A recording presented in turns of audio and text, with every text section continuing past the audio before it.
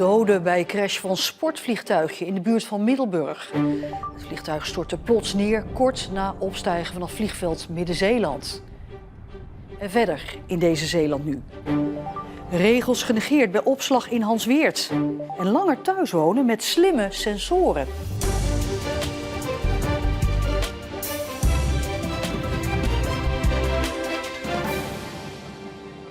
Goedenavond. In een weiland langs de A58 bij Middelburg is vanochtend een sportvliegtuigje neergestort. De piloot van het vliegtuigje is daarbij om het leven gekomen. Automobilisten op de snelweg zagen het toestel plotseling steil naar beneden komen. Het sportvliegtuig steeg iets voor 8:30 op vanaf vliegveld Midden-Zeeland. Na ongeveer 14 minuten in de lucht stortte het neer langs de A58 in Middelburg. Brandweer, ambulance, politie en traumahelikopters werden ingezet voor hulp, maar dat mocht niet meer baten. De collega's die daar ter plaatse waren, daar wordt ook goed voor gezorgd natuurlijk. Best een heftig incident wat we niet vaak meemaken hier in Zeeland. En de andere collega's van de forensische opsporing zijn daar nu druk mee bezig. En bij het weiland waar het vliegtuigje is neergekomen, daar staat onze verslaggever Mark van Dam. Mark, wat is er al iets bekend over het slachtoffer en de oorzaak? We weten nog niet wie het slachtoffer is en de oorzaak. Ja, dan ga je denken, was er een motorstoring, was er een technisch defect, is er iets misgegaan met het vliegtuig? We hebben erover zojuist contact gehad met de politie en die hebben ons heel duidelijk laten weten dat ze uitgaan van een geval van zelfdoding. Ja, dat is natuurlijk heel triest. Is het onderzoek daarmee afgelopen? Nou, wat we achter ons zien is dat ze nog van alles aan het opruimen zijn. Er lopen mensen in witte pakken en blauwe vuilniszakken. Er zijn nog mensen van de Onderzoeksraad voor Veiligheid onderweg. Die onderzoeken alle vliegtuigongevallen om te kijken of daar nog lessen uit te trekken zijn voor de toekomst. Ja, dat onderzoek zal nog wel eventjes doorgaan. Maar ja, als dit de oorzaak is, dan is dat duidelijk. Dankjewel, Mark van Dam. Als u denkt aan zelfdoding kunt u 24 uur per dag bellen naar 0800 0113 of chatten via 113.nl. Een harde klap afgelopen nacht bij een woning aan de Nassaulaan in Goes. Toen daar een brandbom afging, raakte niemand gewond. De bom veroorzaakte wel veel rook. De brandweer heeft die rook uit de woning geblazen met een ventilator. De voorkant van het huis raakte zichtbaar beschadigd. En ook het huis van de buren is deels zwart gekleurd door de rook. De politie onderzoekt nog wat er aan de hand is. Er is nog geen verdachte aangehouden. 7 Zeeuwen moeten gezamenlijk 1,9 miljoen euro terugbetalen aan de staat. Het gaat om geld dat verdiend is met drugsmokkel.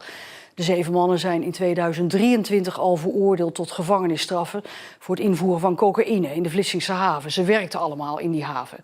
De hoofdverdachte, een 44-jarige man uit Westkapelle, hij moet het meest betalen, bijna 1 miljoen euro. Nog 2 dagen en dan wordt het filerijden in de buurt van Capelle. De Vlakentunnel gaat 10 dagen helemaal dicht, waardoor iedereen over de Oude Rijksweg langs het dorp moet.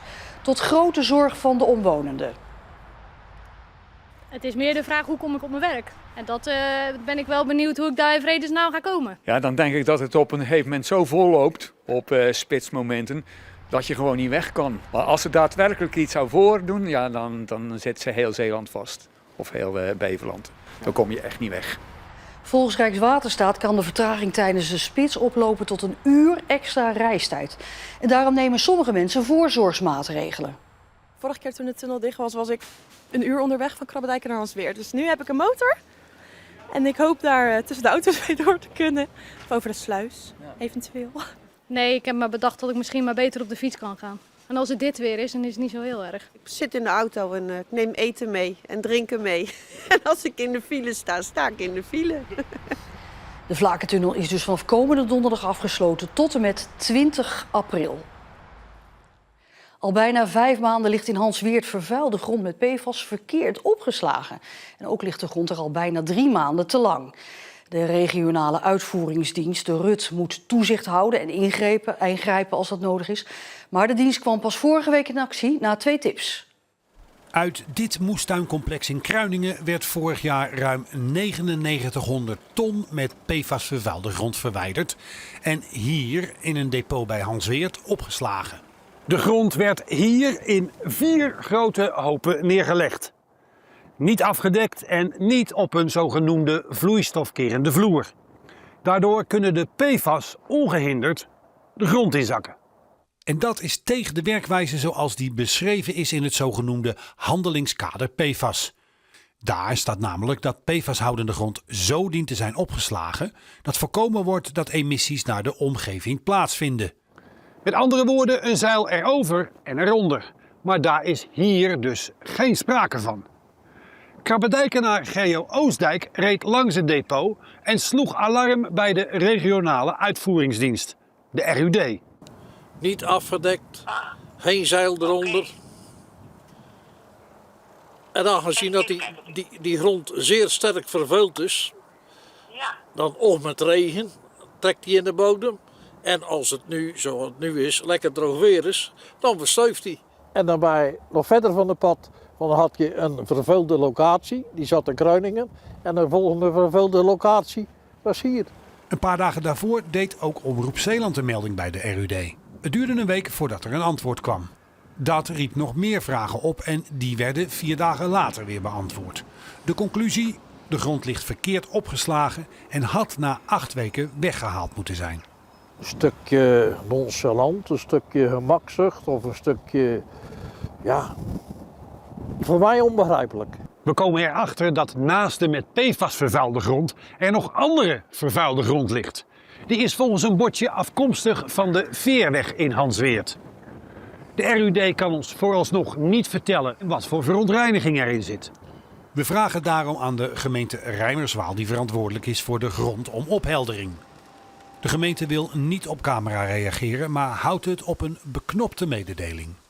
De partijen behoorden inderdaad afgedekt te worden. Hier gaan we voor zorg dragen.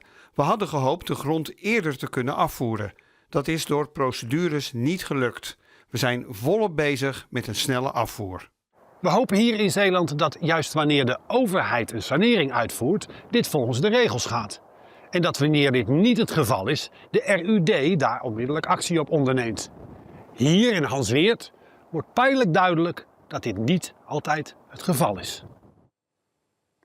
Langer zelfstandig thuis blijven wonen is een wens van veel ouderen. Maar als je alleen woont kan er ook iets gebeuren. Een val bijvoorbeeld, waarbij je niet meer overeind kan komen zonder dat iemand dat dan in de gaten heeft. Om inwoners zo lang en veilig mogelijk in hun eigen huis te laten wonen, is de gemeente Goes samen met organisatie Leef Samen een project gestart met slimme sensoren. Dit is hem, zo'n slimme sensor. Ze waarschuwen naasten als iemand bijvoorbeeld gevallen is. De 78-jarige Ria van Heesen uit Goes woont sinds 2 jaar alleen. De nieuwe sensoren geven haar een gerust gevoel. Ik loop niet zo makkelijk, dus als ik val en ik lig daar, dan wil ik daar niet een dag en een nacht of nog langer liggen. Of als op een gegeven moment zeggen, goh, daar lag Ria.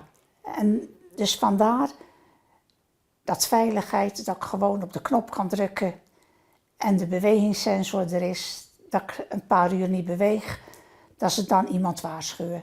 De sensoren zijn 11 jaar geleden bedacht door het bedrijf Leef Samen, Brabantse veiligheidsregio's en thuiszorgorganisaties. Samen zochten ze een oplossing voor de vergrijzing, de daarbij toenemende zorgvraag en de risico's die komen kijken bij langer zelfstandig thuiswonen. Dan is met name de veiligheid echt wel een ding, want vallen is echt wel by far nummer 1. Hoe kunnen we dan met elkaar ervoor zorgen dat niet per se dat alarm naar de professionals gaat, maar bijvoorbeeld naar de buurt, die snel kunnen komen helpen als er iets gebeurt. De gemeente Goes is de eerste Zeeuwse gemeente die samenwerkt met het project. De gemeente voelt de verantwoordelijkheid om inwoners te ondersteunen zo veilig mogelijk zelfstandig thuis te blijven wonen. De groep ouderen neemt ook toe, dus wil je zeg maar ook alle zorgkosten en dat soort zaken, wil je het allemaal beheersbaar houden.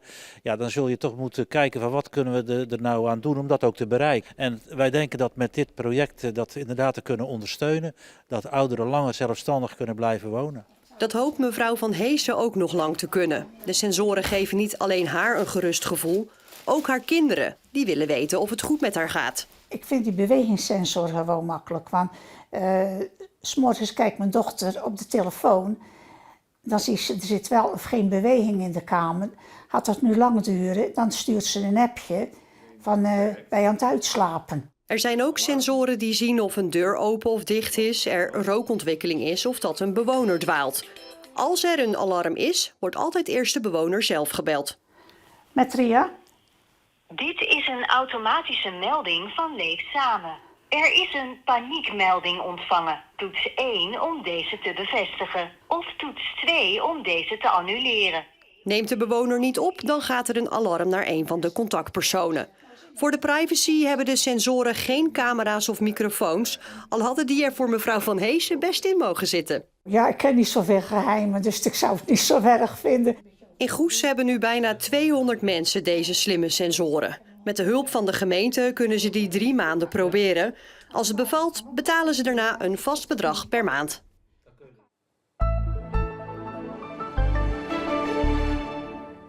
Het was in Zeeland een heel zonnige dag met nauwelijks wat bewolking. De maximumtemperatuur vanmiddag schommelde tussen de 15 en 18 graden bij een matige oostenwind, windkracht 3 tot 4. En toch zal het vanavond en vannacht sterk afkoelen. Minimumtemperatuur vannacht van 3 tot 6 graden. Maar morgen is er dan weer veel zon en daarmee wordt het dan 's middags 18 tot zelfs 20 graden. Zwakke tot matige wind morgen. Aan de kust mogelijk wat zeewind. En donderdag komt er wat bewolking opzetten en 's avonds valt er dan toch weer wat regen. En vrijdag is er dan opnieuw zon, maar dan is het wel iets frisser. En meer nieuws en achtergronden op Omroep Zeeland Radio, onze social media kanalen en onze website. Lees daar het verhaal van Ahmad Resh uit Scherpenisse, die sinds kort als scenario-schrijver meewerkt aan goede tijden, slechte tijden. In de aflevering vanavond het eerste scenario waar Resh aan heeft meegeschreven. Het gaat dan bijvoorbeeld over Rick en Shanti die weer nader tot elkaar komen. En daarmee zijn we aan het einde van deze Zeeland Nu gekomen. Straks onder meer nog het uitgebreide weerbericht van onze weerman Jules. Voor nu nog een fijne avond.